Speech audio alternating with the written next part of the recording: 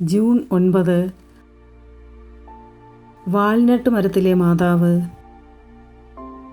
1505 ഇറ്റലിയിലെ റെയ്റ്റിയിലുള്ള ഒരു യുവാവ് തൻ്റെ അനുജൻ്റെ രോഗസൗഖ്യത്തിനായി പരിശുദ്ധ അമ്മയോട് തീക്ഷ്ണതയോടെ പ്രാർത്ഥിച്ചു.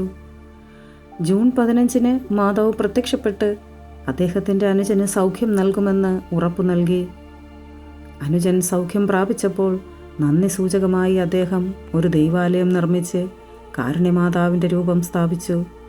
1690 കിരീടധാരണം ചെയ്യപ്പെട്ട ഈ രൂപം ഇന്നും റെയ്റ്റിയിൽ സ്ഥിതി ചെയ്യുന്നു.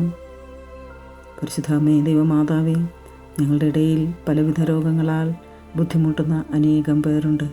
എല്ലാ രോഗികളെയും അമ്മയുടെ സന്നിധിയിൽ ഞങ്ങൾ സമർപ്പിച്ച് പ്രാർത്ഥിക്കുന്നു.